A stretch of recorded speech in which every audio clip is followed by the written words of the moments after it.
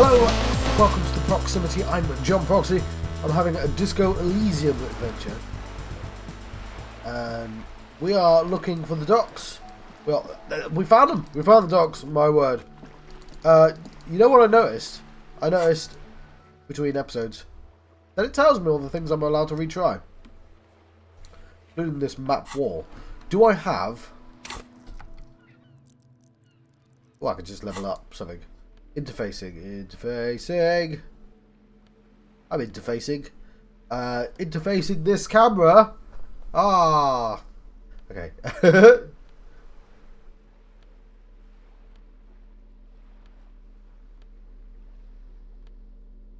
Okay. Just need to make sure I'm not accidentally putting it down.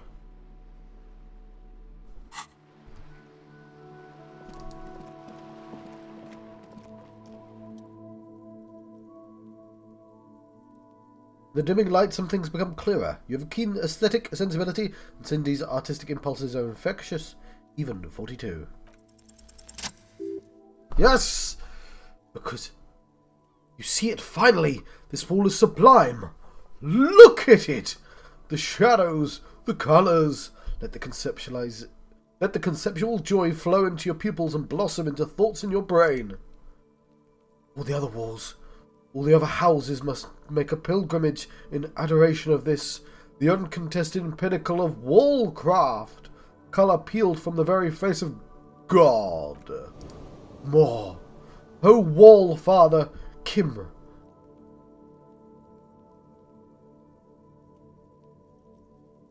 I must paint this wall, add even more beauty to it. Huh? Sounds tired of it all. Cindy the Skull has all the necessary materials. Talk to her.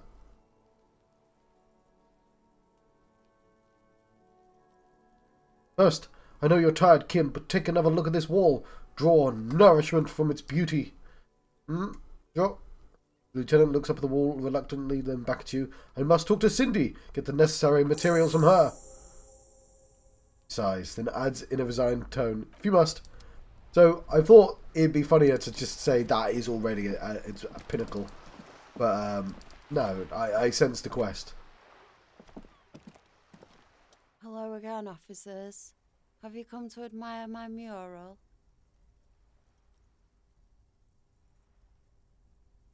Is that bed in the coal room yours? Oh, not only have you found my address, you've discovered my biggest secret. I'm a coal miner. She does have eyes that seem to be smeared with coal.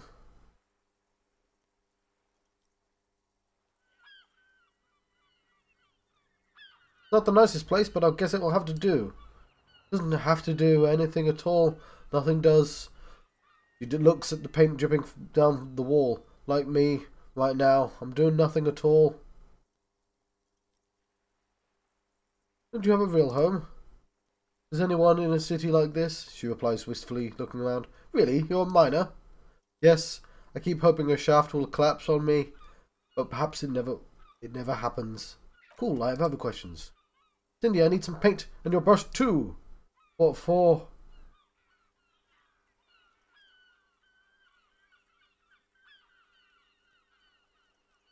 For art. It's for art, okay? Well, if it's for art, but... Her eyes narrow to slits. What kind of art are we talking about?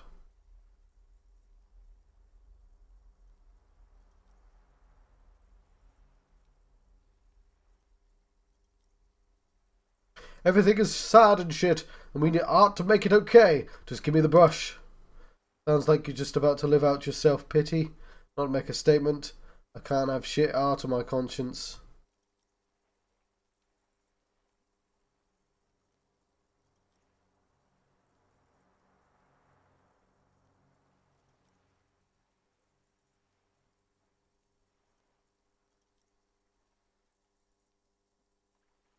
Cool, no brush then, not a problem. You're about to cry internally, aren't you, Piggy? She utters a disapproving grunt. Pathetic. Just give up.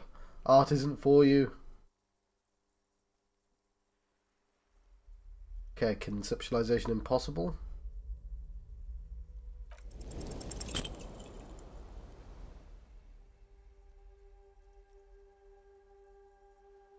They say the painter always paints his own portrait. I failed. I'm gonna paint a self-portrait, but sort of, you know, from the inside, to show people what it's like. It's pretty fucked up, even from you, Piggo.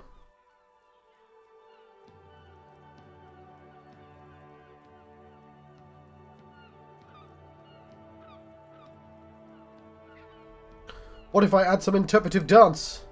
She looks you up and down. I think everyone would rather you didn't. Okay, I won't do that. Please, just give me some paint and a brush. I need to do some art. You're a real sad sack, you know that? Go ahead then. He drops a paintbrush into a puddle below. Art it up. Just try not to hurt yourself. And no self-portraits. Thanks, Cindy. Pick up the brush. Oh, but I'm all out of fuel oil. You know what you should be able to find in your government-issued vehicle? Red dyed heavy fuel oil.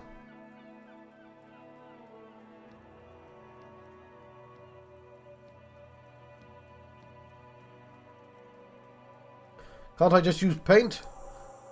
You kidding me? Fuel oil is so much cooler. No way you're disfiguring that beautiful wall with something pedestrian as ordinary paint. Hey Kim, do you think you could lend me some of your fuel oil? My fuel oil is for my kinema. Use your own fuel oil if you're unable to contain your artistic impulses, but please leave my kinema out of it. Catch you later, Cindy.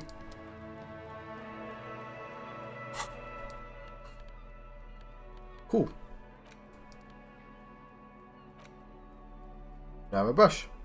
Paintbrush belonging to Cindy the Skull, an aspiring artist. Its bristles smell nauseatingly of heavy fuel oil. Specks of red, orange, and green paint cover the aluminum fuel. Well, that's not what we came here for, but...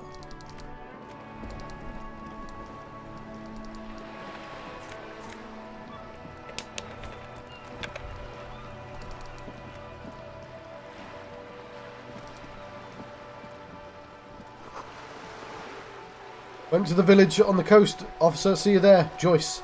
Says a note on the post.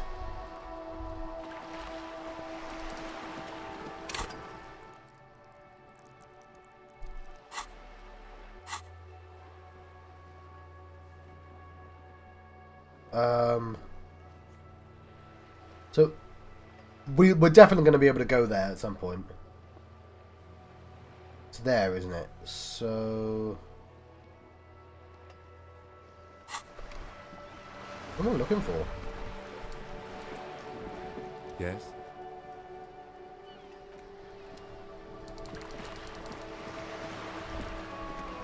I thought there'd be something to look at. Could be up there.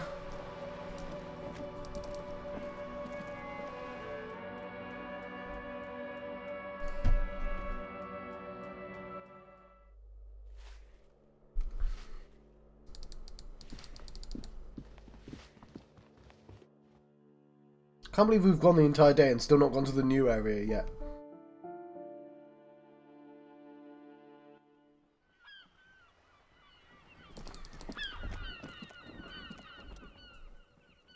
Ruination has come. The broken arches betray the once grand history of this building. It towered above the harbour until it happened. One guess of what happened. Great force from the north-east fired into the city. Heavy artillery shelled the coastline. Fired from the water. A straight shot into Revachol. The tenement acted as a defensive wall against the worst of the shelling till it was destroyed. They had a direct firing line. The wind blows through your hair. Sea breeze cuts around you, high on the balcony. You stare over the edge at the sea.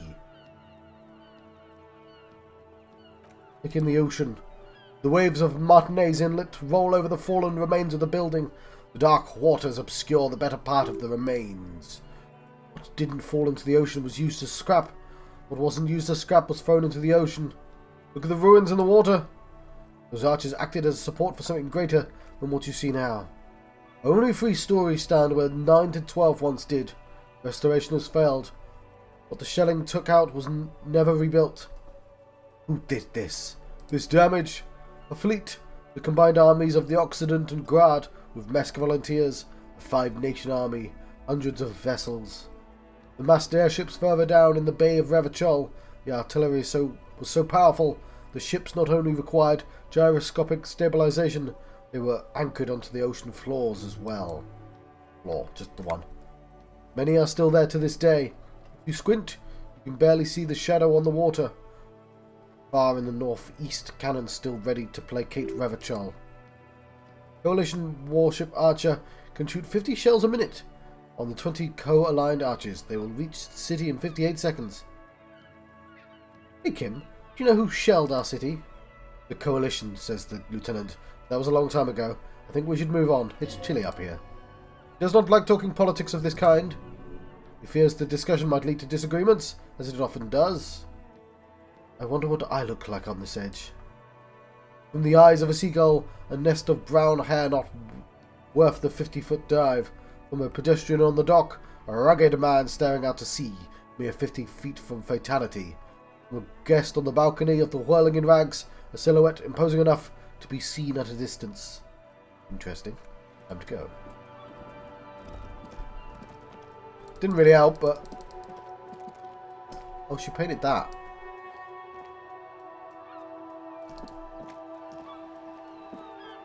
Bazov!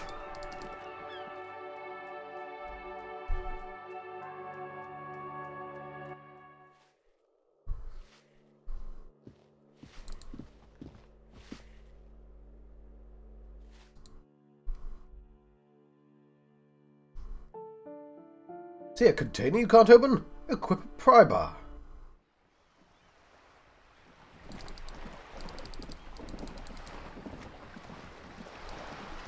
Not this way, not this way.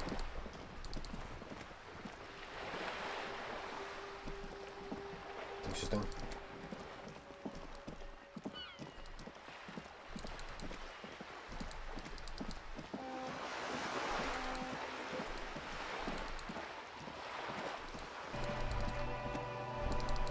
No.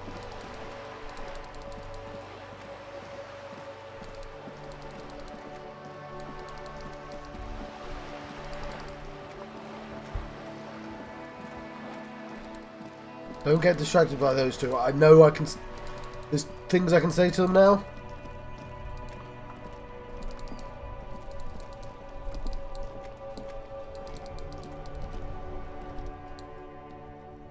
Surrounding blaze of the electric lights make the white on blue livery of the motor carriage seem beautifully ominous. Wait, why am I thinking about this? Wasn't I supposed to do something important? Something murder related? There's always something important. Doesn't mean you can't take a moment to admire this piece of machinery. This is a Capri Kinema, the Capri Motor Corps follow-up to their highly successful workhorse Capri 40, and the answer to the Lums Racing Bred Fevre series. With its air-cooled, rear-mounted 12-cylinder compression ignition engine driving the rear wheels for a 4-speed manual gearbox, the Kinema was able to reach 100 kph in 13.5 seconds and go on a top speed of 180 kilometers. Wow. Won't it roll over in a sharp corner? The high center of balance is offset by the large battery bank mounted at the bottom of the cabin, feeding all the auxiliary systems and making the Kinema effectively a mobile power plant. This tech talk is rubbing me the right way here. It's not really, but... Due to the quite steep price tag, it is very unusual to see one in police livery. The machine really puts the loco back in locomotion. Point to the vehicle. Very cool. The lieutenant looks ever so slightly. Do you want to take a closer look? Of course he likes his car. What's it packing there? Point to the engine. 130. An advancement of KR-18GU engine of the Capri 40 to be precise. Must be an advancement of the KR-18GU engine on the older 40 models, right? Yeah, you know it. Lieutenant seems surprised. Just the basics. Cast iron block, swirl chamber injection, dual change driving overhead, cam shifts, 2 valve per cylinder, hydraulic valve lash adjustments. Yes, that's right. He stares at you in surprise. I'm very impressed that you know these things. A very fine machine. Run your hand over the smooth metal surface. Yes, there's a gentleness in the lieutenant's voice As his eyes run over the vehicle's contours, an extraordinary machine. It's nice and all, but why so modest? Put some zing in it, flare it up, slow it down! Helium headlights would improve the range and quality of the visual field a lot. Ever thought about switching to helium headlights? Actually, I have a pair at home, just haven't gotten around to fitting them yet. I need to lay some wiring for the ballasts first. If we ever get this case solved, maybe we can do it together. You want to help? He glances at you and smiles. Thank you for the offer. That might be fun. Let's do the case first, alright? You like the idea. Alright, let's move. That was nice. I don't know anything about cars in real life. I cycle everywhere. But I like that Kim liked it. Especially since we annoyed him earlier.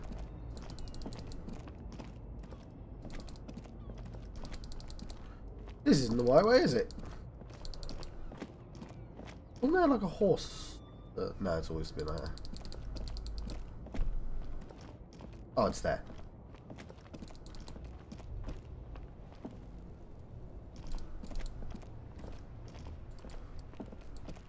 Oh, let's actually have a look at this.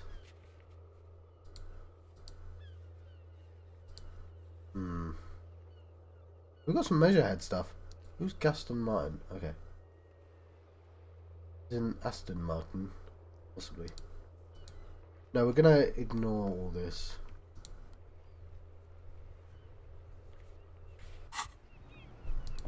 Right now, it's not important.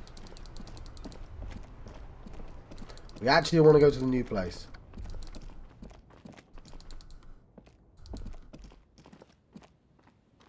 I thought that was...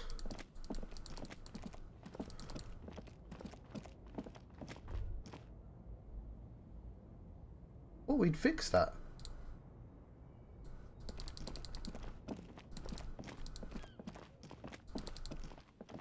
Oh, it's there, isn't it? Aha! The radio relay hums with electricity.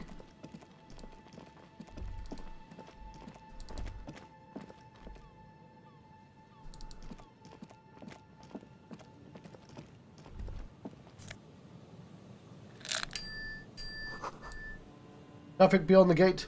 More abandoned motor lorries. Sorry, that's my phone. Sign says no entry. Somebody's scribbled an inverted star on it.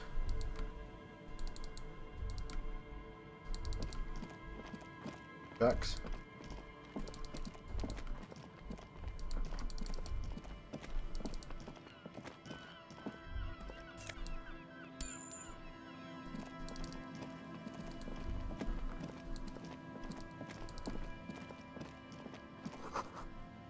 A breaker box to power the radio pylon above you. Maybe there's something inside.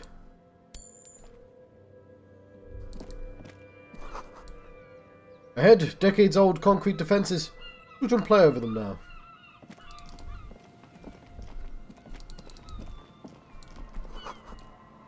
Cracking ahead.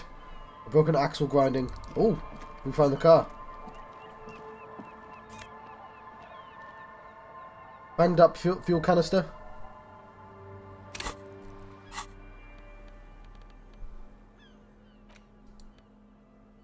A dented stainless steel canister for transporting and stopping heavy fuel. Logo on the side has been partially stripped over by years of use. Government issued red dye fuel oil is inside. Looks like paint, though it smells much, much worse. So does it actually have paint in? Because that would be great. I'll hold it in my hand just in case.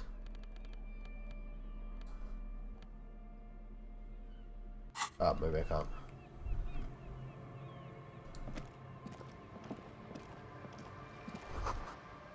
Bottle drained of all its booze and frozen to ice. Logic, this is it. The scene of the party, the fire pit, cigarettes and empty bottles all evidence it. Hold up. Don't you mean the scene of the crime? Not as such, I'm talking about what came after, the party scene. Yeah, it sure does look like a lot of folks partied here. Looks like they were here for a while. Judging from all the bottles, the sunken motor carriage provided them a focal point, like a goose ice sculpture or a chocolate fountain. Hey Kim, looks like we've had a couple of partygoers here.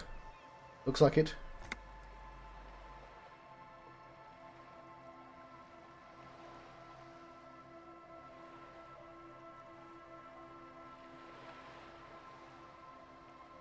Hey. Looks like they had a great time laughing here. Lieutenant adjusts his glasses and nods. Hey, let's keep moving, Detective. Somehow he doesn't want to dwell on it.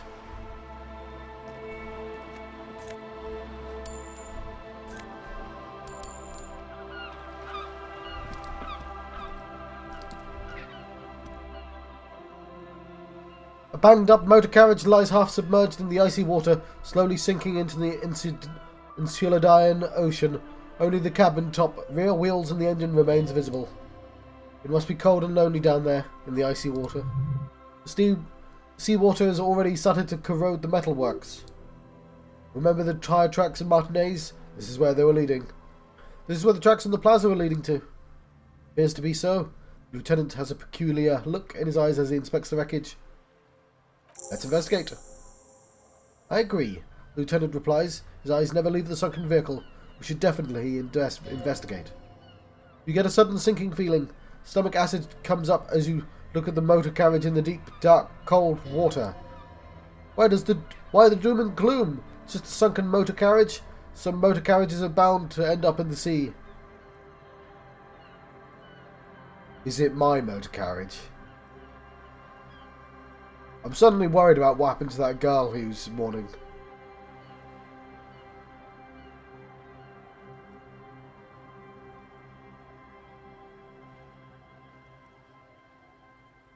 Well, well, well. Looks like Jacob Ira's journey came to an abrupt end here.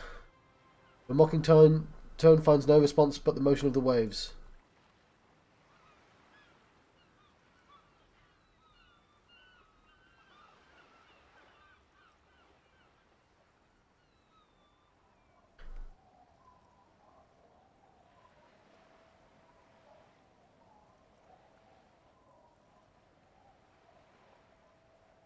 Enough gloating, this is serious. Yes, quite. Lieutenant seems to be inspecting you more closely than the motor carriage. Yeah, I'm not sure I wanted to do that. Run your hand over the cold metal. The motor carriage is properly stuck in the ice. Getting it out would require a team of specialists. A single day in salty seawater would ruin most vehicles, but this one looks worn in places the salt water hasn't touched it. What is the make of this MC? Can I see their logo? The logo is too deep in the murky water. You can't make it out, but you do see a monkfish float by. How long's it been there? The ice hasn't closed around the vehicle yet. He leans forward to peek into the cold water. My guess is that it's been here since last Saturday or Sunday. The estimate is correct. The incident probably occurred on Sunday morning. What should we do? Let's wait for the low tide and see what's inside. Great idea. Then we can get things inside. The Joyrider must have left something good inside. Guns, paper, maybe a cool jacket. Joyrider jacket. How long will it take for the low tide to come in? I don't know. An hour or two tops. Huh. Sit on the swing and wait for the tide to recede.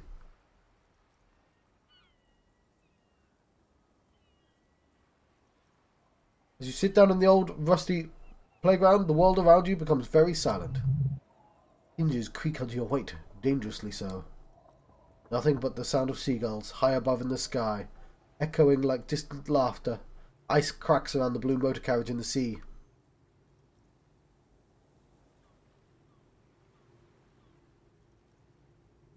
Hold on, it looks very blue. Point to the sunken vehicle. Yes, it does. What's your favourite blue thing? The Lieutenant is staring at the wreck. Let me think about it. Drama 10. Let's whistle a tune. Tune on your lips forms a strange yet undeniably beautiful contrast with surrounding bleakness. Lieutenant Kim Kitsuragi gives you a quick glance, and still looking straight ahead, he joins you with a higher pitched and slightly more melodic trill. Two birds on a wire, whistling by the seaside, looking at the water and a sunken car. Clouds pass in the sky, and the shadow of the swing moves like an hour hand on a timepiece. 30 minutes have passed. I'm really glad I did this. I could have walked around and just waited, but... Looks like this might take a while. Time to present a good topic for discussion. Why would you do that? Would you rather sit on an anthill for an hour or stand in a river of leeches? Well, Lieutenant rubs his chin. Historically, leeches have been used to prevent and even cure many ailments. Okay, he's thinking. I can do this, let's do this. Who'd want to sit on an anthill? There's no therapeutic benefits to... Well, napalm ants, for example, are used in some rites of passage rituals. Clouds on the horizon grow darker. The shadow of the swing set keeps climbing. You hear the distant rumble of the city. 30 minutes passed.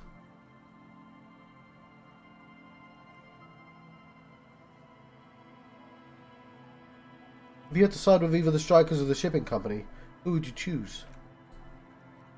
Luckily, I am already a member of the independent organisation, and therefore do not have to choose between a rock and a hard place.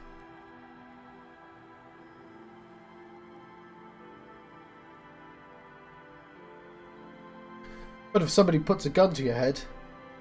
Your voice echoes on the water, strange and out of place in the environment. 30 more minutes pass. Can you make out the mark now? Detective, I've been able to make out the mark ever since we arrived. I find it odd that you haven't. It's a Capri Model 40. His eyes turn to you. Yes, why haven't you? It's a simple and rugged machine, favoured by working men, government offices. He pauses to think. Firefighters, animal control people. You know, those kinds of people. Squint your eyes and say, is that a number on the side? Yes, 41. What do you think it stands for? Precinct 41.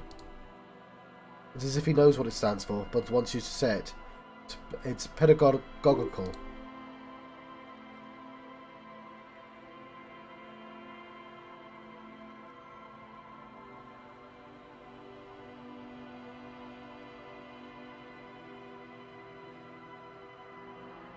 Oh God, no.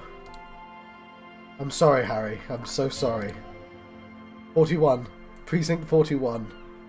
A massive pit opens in your stomach, and the most terrible feeling comes over you. Oh God, Harry. Oh God, Harry, what did you do? Nope. Just nope. Say no to this, Harry.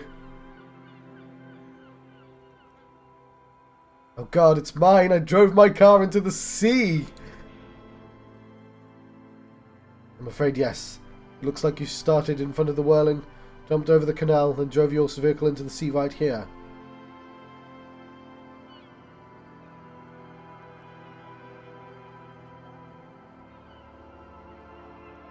Things were going so well. We were just whistling merrily. You can still whistle, the lieutenant says with a smile. Besides, the night is always darkest before the dawn. At least we have a pretty good suspect. We found your motor carriage in the sea. Maybe we'll find her too. Badge, the gun, now this. Lieutenant adjusts his glasses and doesn't say anything.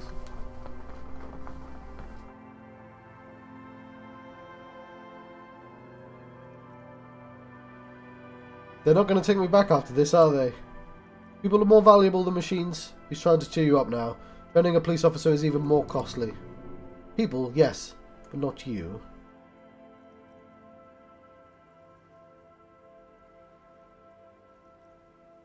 Maybe I was in pursuit of someone?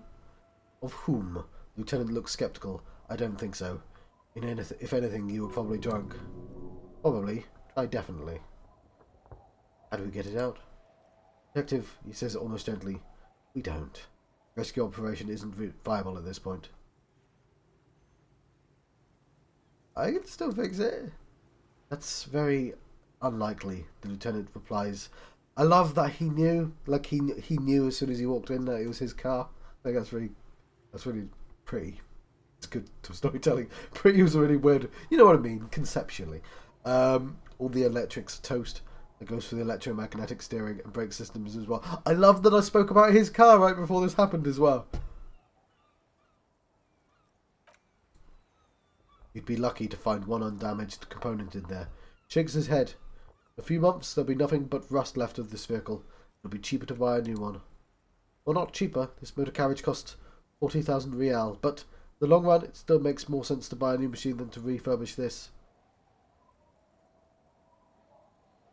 People are going to be angry at me, aren't they? In Precinct 41. Let's face it, this is a substantial loss to your district's budget.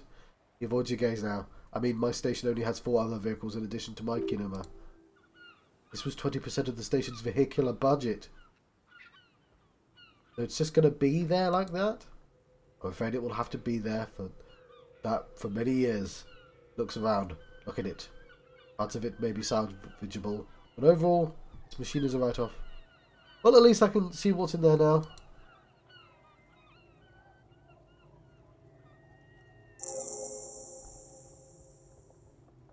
Yes, let's go take a look. Go to your inventory and interact with the item by clicking Interact tab and then Interact. What? How did you get back over the bridge?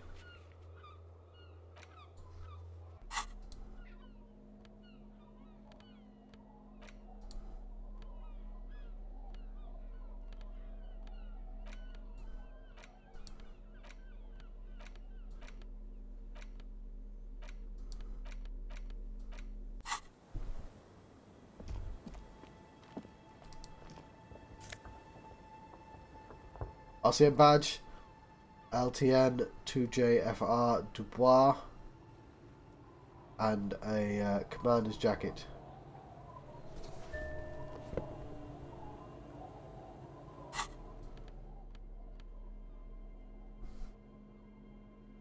And my badge.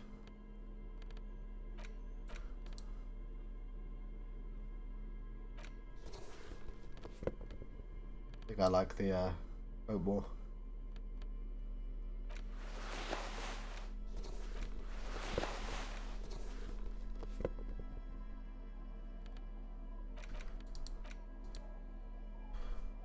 Thick blue piece of acrylic covering the thin leaf of paper, the officer's name and rank on it. Look at him. Next to the writing, you see a man stare back at you, younger version of you, already disintegrating inside, but presentable on the outside. A police badge on which you see a photo of a man, you. Some seaweed is stuck to the back. I found my badge! At least something good came out of this. The lieutenant glances at the badge in your hands. Study the badge. Encased between the 2 durable plastic sheets is a bluish card with lines of information. A watermark in the shape of the street grid of Revachol West. You see a photo, a name, a rank, a document number, a date of issue, and in lower the right corner, your precinct. I might want to interview that guy first, because I'm actually going to come back to this. Footprints in the snow, they lead away from the accident. Seems the walker was either very confused or drunk. Out of his mind. I think we know the answer to that.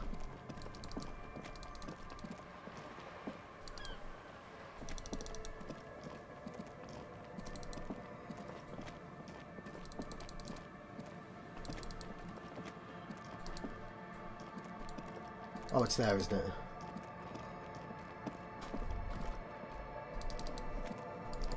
Nope, it's there.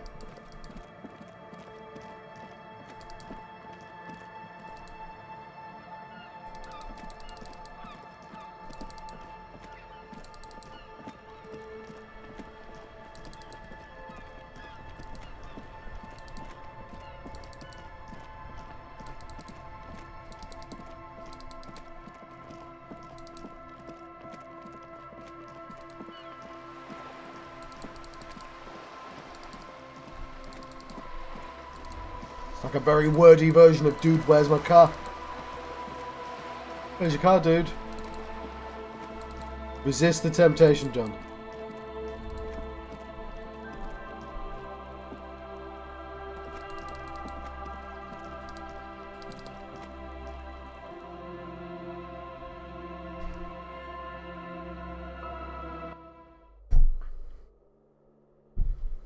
Okay, yeah, that was interesting. It said that decks have secret modifiers, and speaking to the right person can reopen the check. Hence why I've got a bunch of checks open that I didn't realise.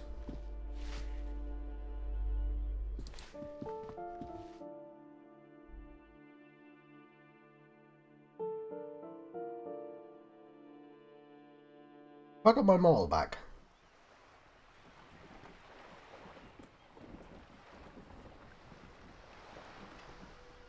Not where I want to be.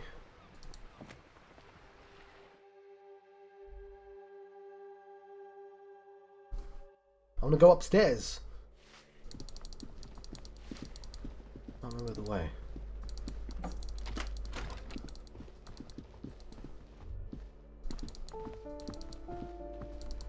A balcony, right there. Oranje. Classier. Classier. Yay. Yay or yeah? There he is.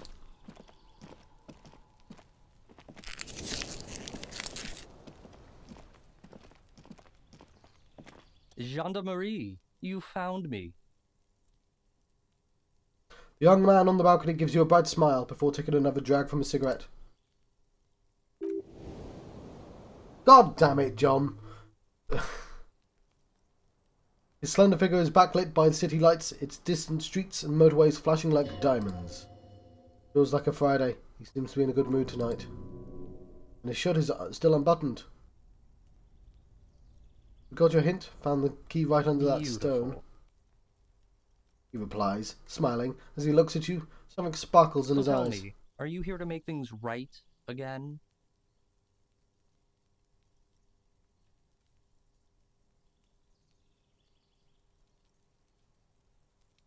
I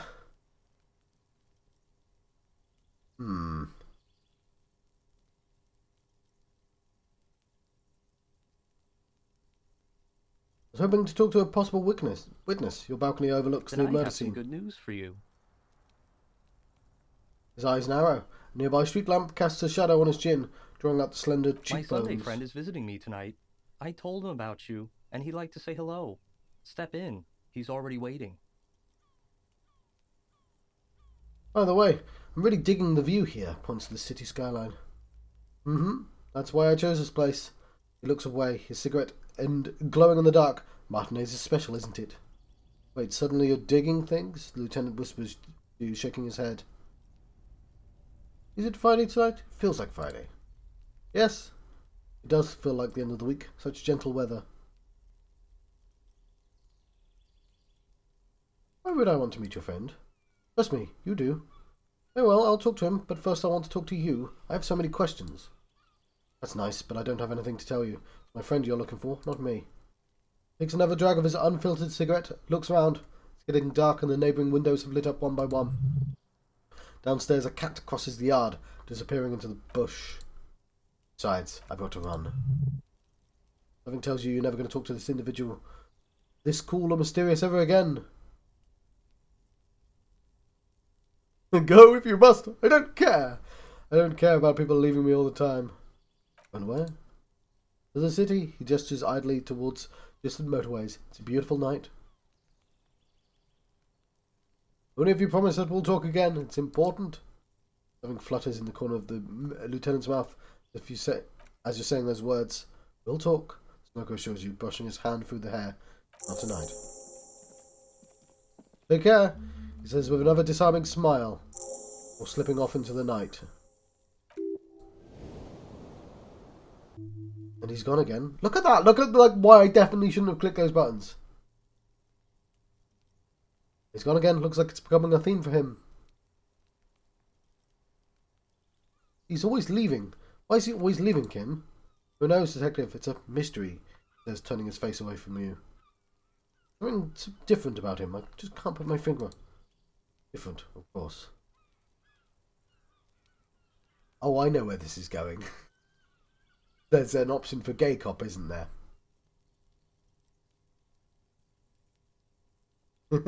His shirt! Why is his shirt always unbuttoned? His shirt. The lieutenant squints his eyes, trying to hold back laughter. His shirt! His shirt. Trying to dive deeper into the mysteries of his shirt. His shirt. No, I don't know why his shirt is always unbuttoned. Mouth tightens, as if trying to hold something back. Barely holding it together. It's all he can do to keep from bursting out in laughter. Come on, detective, let's go. We've got a potential witness to interview. His Sunday friend, remember? He nods at the apartment door before you.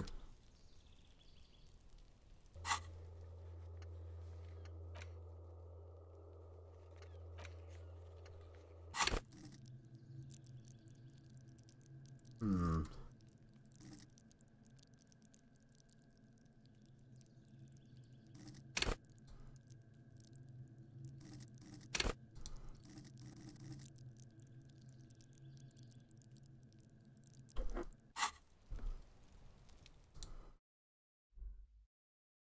Well, we're near the end of the episode. We'll keep that in mind.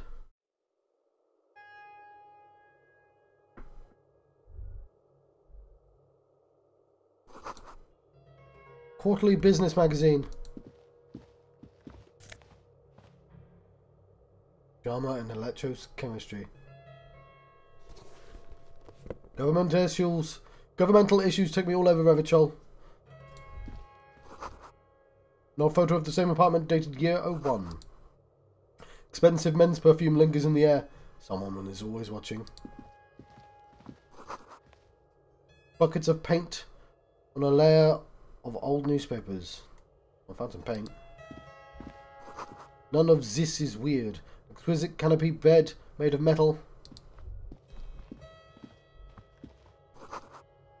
Dishes soaked up in a pot. Stability is ensured. Progress will naturally follow. Empty ashtray. Flyers for underground parties. Dates for open lectures at the local university. In a wider sense, this is actually my apartment and yours. An Iranian conical hat. Why does this give me more suggestion? No, more logic.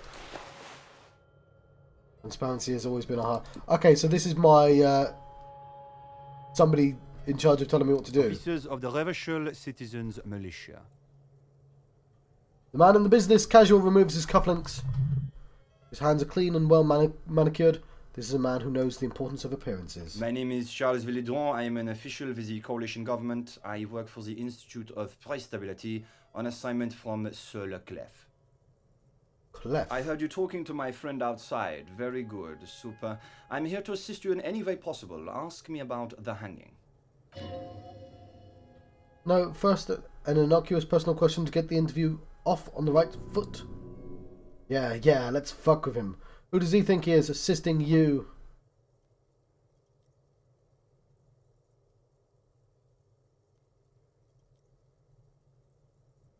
Show him the Samaran hat. We'll get to that right after you tell me the story behind this black Samaran I got hat. it from the head of the Samaran delegation on my trip to Lomanthang.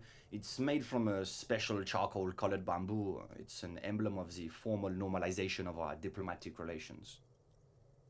Okay, Sunday friend. It's weird that was entirely voiced. He's alluding to the decade-long War of Independence, while deftly brushing aside the complex causes behind the conflict. That's really all I can tell you about it.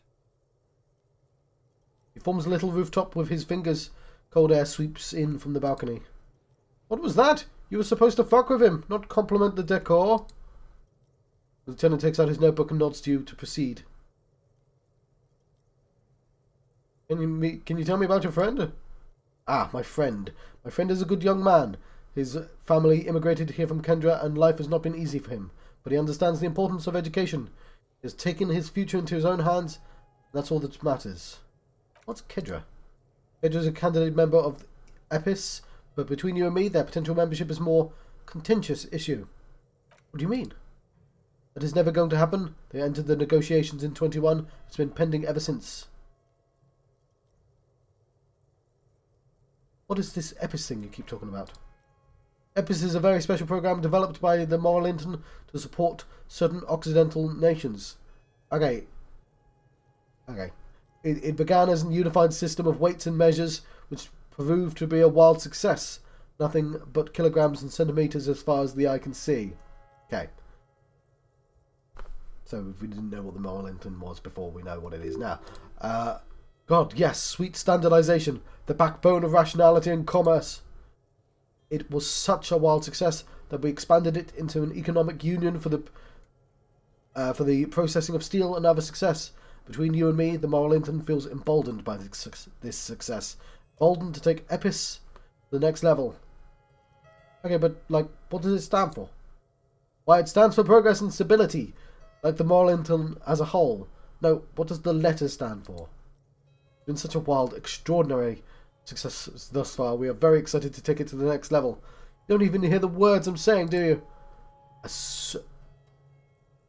supranational political alliance, the United States of Occident. It's going to be like this place here. You mean Revachol? No, it's going to be transparent democracy. Is Revachol going to be a part of EPIS?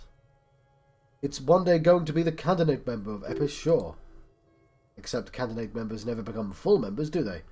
Didn't you say that candidate members never become real members? No, candidate members do become members. Why do we even have a whole system in place if they don't? It just takes time. Time and evaluation. But we were talking about my friend here, not politics. He chuckles gently. Can I save my game from the screen? I can. No, I cannot.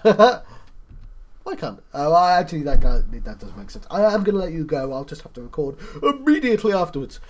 So I've been... hang on. I figured out how to end these episodes. For one, I should be sitting over there, shouldn't I? That's about 50 minutes late. I've been John Proxy. We are now leaving Proximity and my Disco Elysium adventure. Thank you.